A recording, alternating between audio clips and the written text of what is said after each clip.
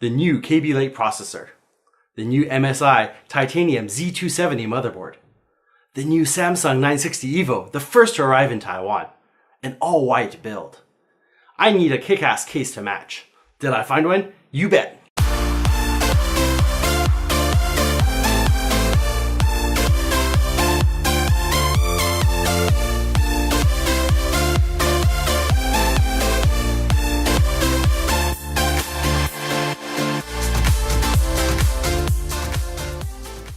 Hey, what's up everyone? I'm Rick at Techspin.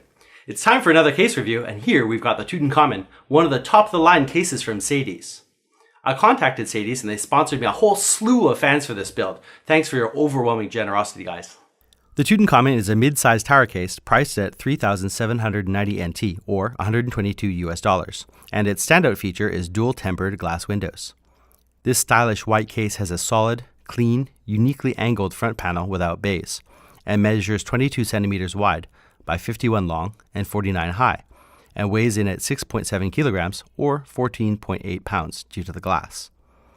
The white plastic is finished with a very nice gloss. It's very well done. The rear of the panel comes with a PSU mounting bracket, 7 PCI brackets, 120mm adjustable fan mount location, and motherboard I/O shield cutout. This clear tempered glass window shows off the huge space inside, which supports mini, micro, and ATX motherboards. It has room for up to 39cm graphics cards, more than enough for most. The right side has a beautiful tinted glass panel, and I'm keeping the plastic on both panels for now to prevent scratches as I show off the case. Removing the glass, you can see the motherboard standoffs already installed, cutouts, and cable tie points. There's 9 visible 12cm fan mounts, 3 front, 1 back, 2 top, and 3 on the PSU cover. No support for 14cm fans, but lots of options for 120 or 240mm radiators. You can install 4 SSDs in the case, and 2 mounts are visible here. On the right are 2 slide-out 3.5-inch trays for either hard drives or SSDs, and if you really need, you could put an SSD under the lowest tray unsecured. There's a 120mm fan mount right where the PSU wires are, and well, it's a nice thought.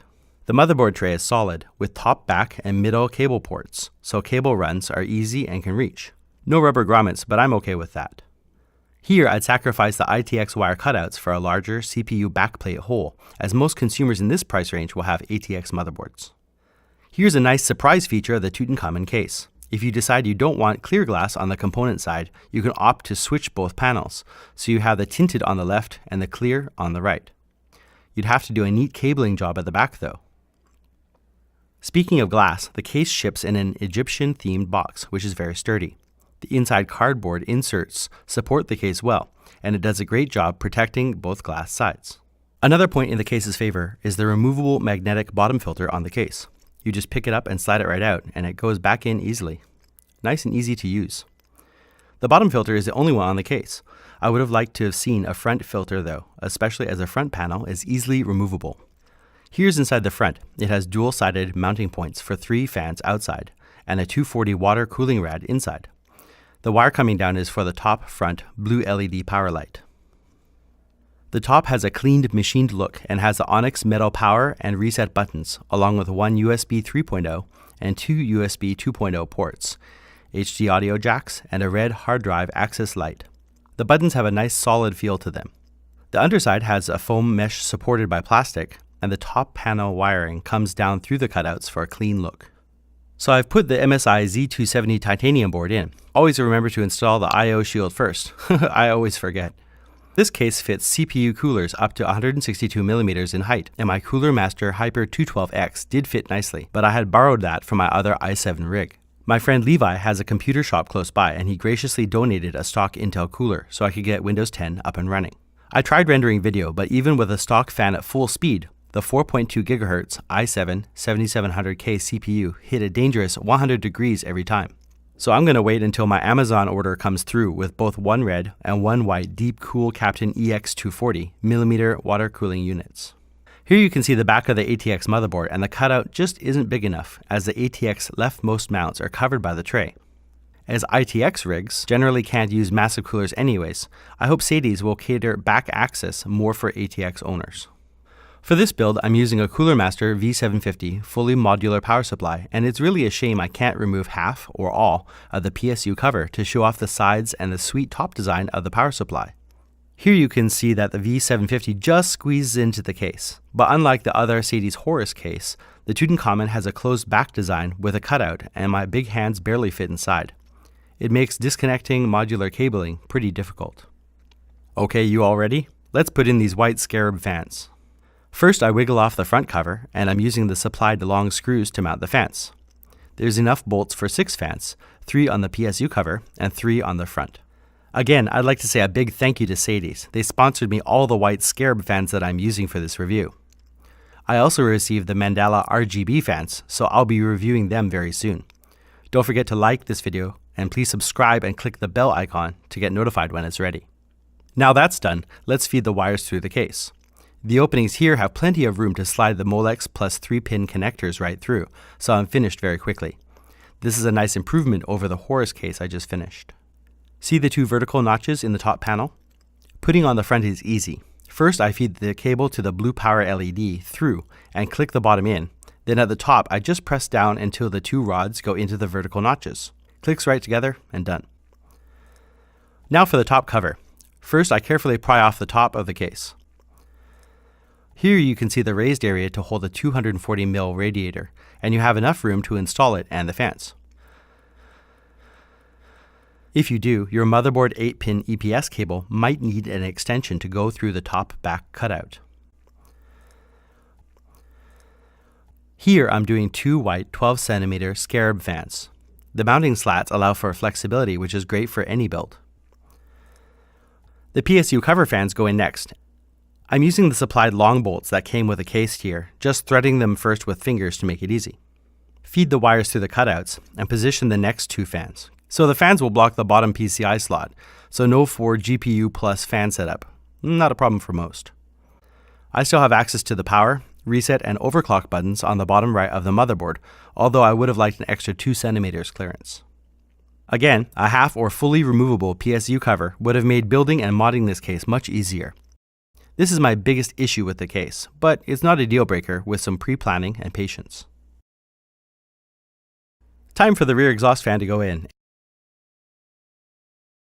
Anyways, it's easy to slap in these fans. And we're finished. Time to install the Cooler Master V750. The Tutankhamun ships with a metal bracket which has a notch on the left-hand side, so I align it here first to the case. I fit the bracket to the cooler, then secure it with 4 screws.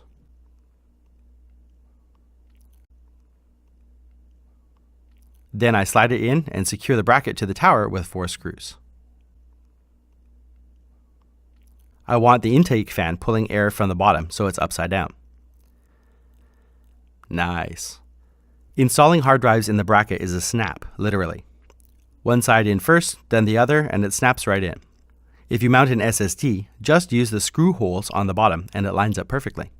You can see the connectors available below the front rail. The black front grille looks sexy with the white LEDs emanating behind it. Very slick. I still really like the other Sadie's case, the Horus, which had a transparent front, but since this case had dual tempered glass sides, I was sold as soon as I saw the layout and possibilities. The black mesh continues on the top and really makes this design stand out. White light shines through here nicely too and blends this piece into the whole. The blue LED power accent light is subtle and blends right in and will pretty much work for any color scheme you're planning on. A very nice design touch here. These scarab fans look amazing with 15 bright white LEDs and an eye-catching pattern. They also come in blue, orange, green, and red and have Molex 4-pin and small 3-pin connectors. At 25mm thick, they run at 1600 RPM and move 57 cubic feet a minute at 30.5 decibels. When my Amazon shipment comes in, I'll do an update video on the build, and at that time I'll be reviewing the Mandala RGB fans with their controller, so stay tuned. In Taiwan, you can find the Sadie's group on Facebook and message them with the serial number of the box to get a free scarab fan. The group page is in Chinese, so get a native speaker beside you to help ask about this. Here, the rear white scarab makes a nice impact and also illuminates the components with a different light angle. The clear tempered glass windows are 42 centimeters high by 46 long, tapering to 36 at the top. Diagonally, they measure 62 centimeters or 24.5 inches at the widest, and 55 centimeters or 21.5 inches at the smallest. They beautifully show off any rig you wish to build in this solid case. Really, wow. The higher-end Sadie's Tutankhamun has a bold design and striking lines, and the tempered glass panel sold it for me. It looks cool, it's easy to build in, and also is a great value for the money. I'm very satisfied with this case purchase. Okay, so nail that thumbs up button if you liked it, or thumbs down if you didn't. If you want to see more videos like this, then please subscribe for new content and click that bell icon to get notified when I put up a new video. I always read the comments, so if you have a question or if I missed something, then please tell me down below. And let me know what you'd like to see next. Thank you very much for watching. See you all again soon. Bye for now.